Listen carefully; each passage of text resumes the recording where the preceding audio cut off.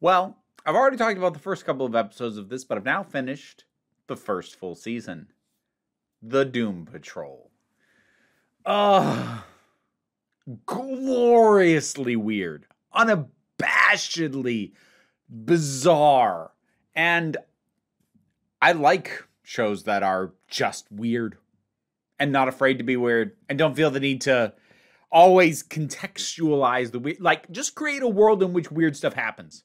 You don't have to contextualize every individual weird thing. That's why I like, well, it's one of the reasons I like Umbrella Academy. It's one of the reasons I like Legends of Tomorrow.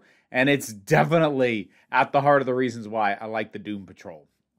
No, I'm not going to rank those three shows on this, if anyone's wondering. But this is really, really good. And it goes a little bit darker while also being really weird. Because, like, yes, there's absolute absurdity, like a guy who can reshape reality by flexing his muscles a certain way, and a god showing up literally as an eyeball in the sky, and a doom-saying cockroach.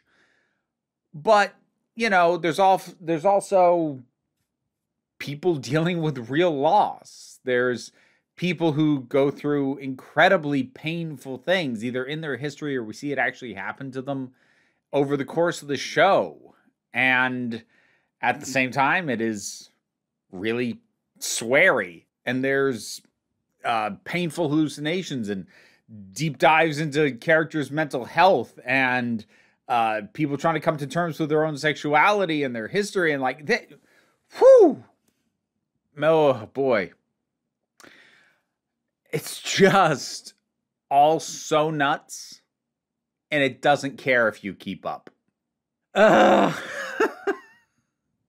Like, if you hear that and you're like, that's too weird, I don't want that. Don't even bother. Don't bother. Don't watch the show. It's not for you. That's okay. No judgment. You know, nothing is for everybody except oxygen.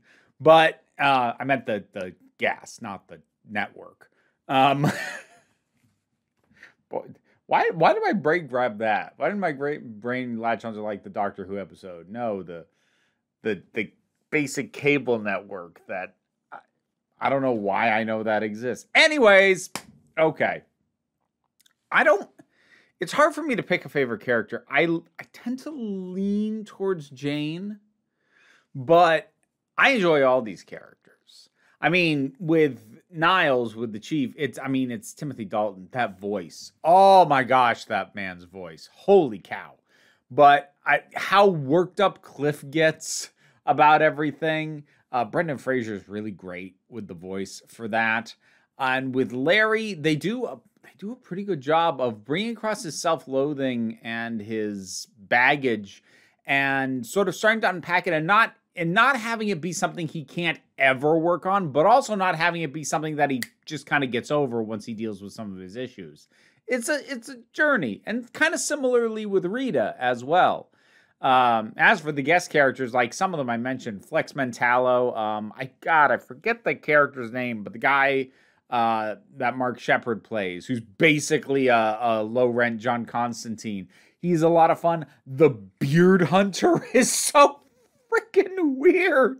And then, of course, there's Mr. Nobody, who I won't lie, I'm gonna miss going forward. I really liked him as the overarching villain a lot. That said, he's the kind of villain who's hard to keep around because given his near omnipotence, like, if the characters can't properly defeat him by the end of this season, how are they ever going to beat him? So, like, I get it, but I am going to miss him. And Alan Tudyk was clearly having an absolute blast playing him. This thing and the way it moves and the way that it can have some episodes like get really dark, like when they went and saw, crap, I forget his name, like whoever the guy with like telepathic powers who Rita used to know, they go down and see this guy and like get a real proper look at what's going on sort of there with him and the people around him, and it gets dark. And obviously there's some dark stuff in relation to, say, like Jane's backstory, but they also managed to do that without, at least to my eye, being super exploitative.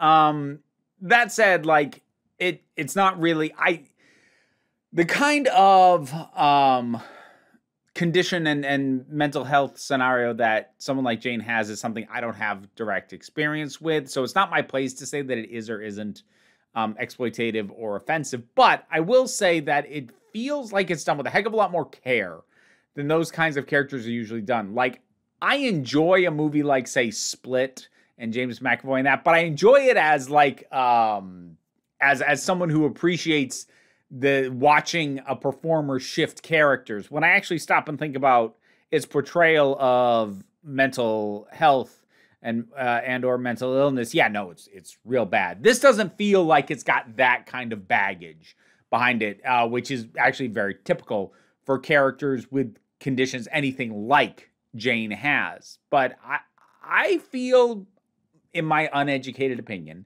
that it flows well.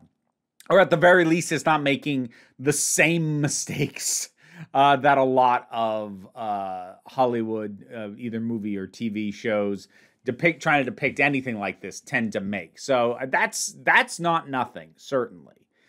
And I'm just excited to see where things go from here. I love a show where simultaneously it's shown me repeatedly that virtually anything can happen. And yet, despite me knowing that, it can still find ways to surprise me. Whether it be disappearing into a donkey, whether it be a guy in a cheetah print banana hammock flexing to get a cat out of a tree, whether it be a guy popping in a piece of thinking gum so he can come up with an idea, whether it be an onslaught of carnivorous butts. I should know all this, and I do. I know this kind of stuff can and will happen, yet it still comes up with stuff that I'm like, what? What? Oh, I'm looking forward to more of this show. And I'll probably keep you posted as I finish other seasons going forward. But season 1 of Doom Patrol, I like it a lot. It's real good.